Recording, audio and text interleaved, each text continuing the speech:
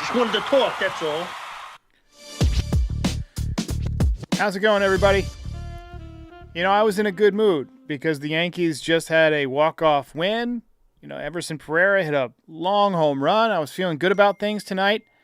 But we just got some news that Gerrit Cole is going to have diagnostics on his throwing elbow.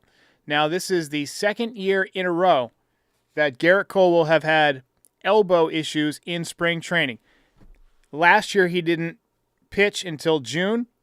He came back. He was pretty good. Threw the ball well in the postseason.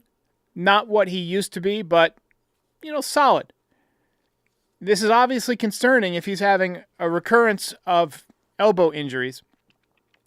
And you guys might remember that last year when there was all this talk about whether Gerrit Cole was going to opt out, I basically said if he does opt out, they should let him walk because he is an aging pitcher and it would have been a money savings.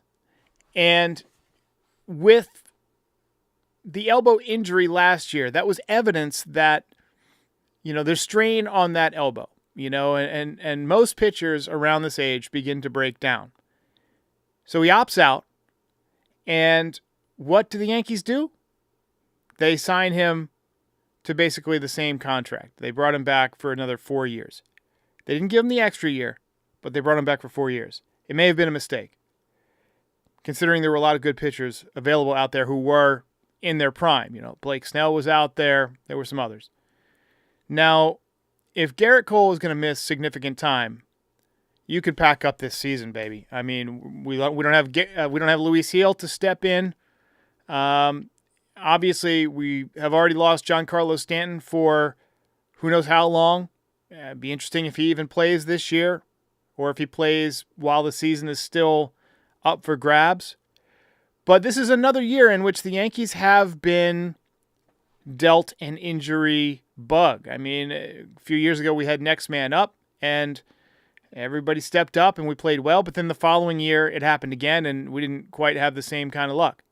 This year, we've already lost Gil, we've lost Stanton, and we don't know how long Gerrit Cole's going to be out, but he's having diagnostics on his elbow. That's never good. I mean, he's a major league pitcher. He's going to have problems in the elbow.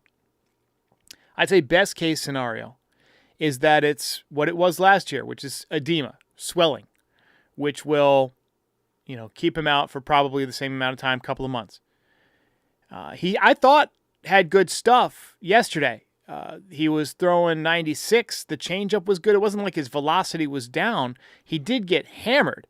But as I said on the postgame show tonight, you don't worry about veteran pitchers getting hammered in spring training because they're just getting it together. So, we got some questions. Waski Paulino says, why is this happening? I mean, maybe the universe hates Yankees fans. Maybe God hates us. Francisco says, we need 2016 Stroman. We're going to need Stroman to step up. Katie Herring says, maybe the injury is not too serious. Hope it's not. I'm not feeling great hearing this news. I was just getting ready to get into bed and get a good night's sleep after a fun Friday night baseball game.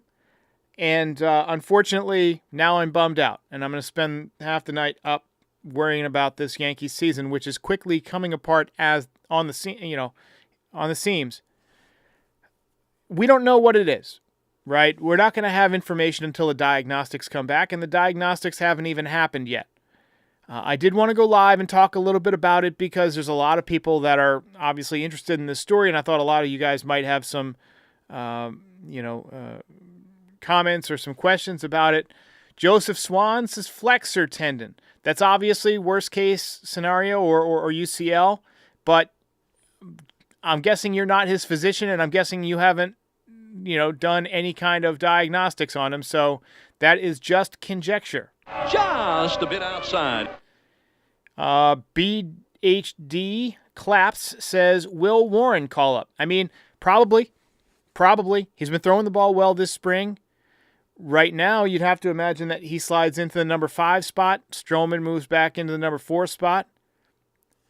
Clark Schmidt's slightly behind. He's going to miss the first trip through the rotation, but He's going to start the 6th game of the season for the Yankees against the Diamondbacks, according to Boone, assuming all goes well. But we still got a lot of spring to go. And this is the time of year the most injuries happen as everybody's ramping up for the season after a long off season. So, sorry if I sound bummed, but unfortunately, this is part of what comes with being a baseball fan, injuries to your favorite players. And, yeah, it's a tough night. Let's take some comments here. Devin Nolan says, I literally can't believe this. Fried, Rodon, maybe Schmidt, Stroman, and Will Warren. I mean, that could be the rotation. I haven't updated my rotation graphic, but let's go ahead and pull it up, and you guys can take a look at it and see what we've got right now. So if Gerrit Cole, who's at the top, is crossed off, Max Fried becomes your new opening day starter. Luis Gil, I had him at number 3. I mean, some people probably had him at number 4. I like to alternate righty-lefty, not only in the lineup but in the rotation as well. But we're going to have less options now. Carlos Rodon, we need him to step up. I thought he stepped up nicely last year. He had a stretch where he was pretty bad, and his ERA shot up. We also lost our top pitching prospect, Chase Hampton. JT Brubaker was somebody that the Yankees traded for last year who they like his metrics, they like his analytics. He's got a broken rib, or actually 2 broken ribs right now. So we're going to go ahead and put him in red now as well because he is no longer an option for at least the foreseeable future. Could we see somebody like Ben Hess get the call? We haven't seen him in spring training yet. He was a top prospect last year. The Yankees don't generally like to rush guys. They haven't even pitched in the minor leagues. Bryce Cunningham. Carlos Carrasco is somebody they signed for this exact reason, but that doesn't give you a lot of hope. The guy's 38 years old, doesn't have a lot left. So the rotation is what it is, but this is obviously a tough situation, and we're just going to have to wait and see. We're going to have to wait and see what the diagnostics reveal.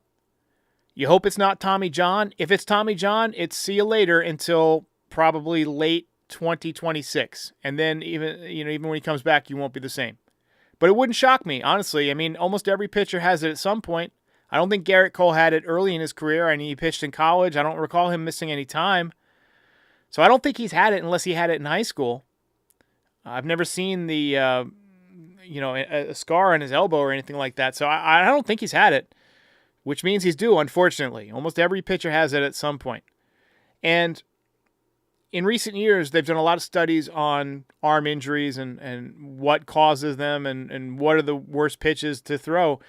And honestly, for ages, they said that curveballs were the most dangerous pitch for a pitcher. Well, studies have shown now that a fastball pitchers, guys who throw exceptionally hard, have the highest occurrence of Tommy John surgery. And Gerrit Cole is a fastball pitcher, has been his entire career. So honestly, if he hasn't had it up to this point, it's a surprise.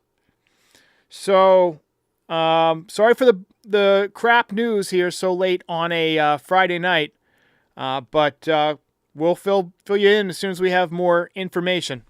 And I'm going to get back into bed and hope that this is, I wake up in a few hours and this was all just a nightmare.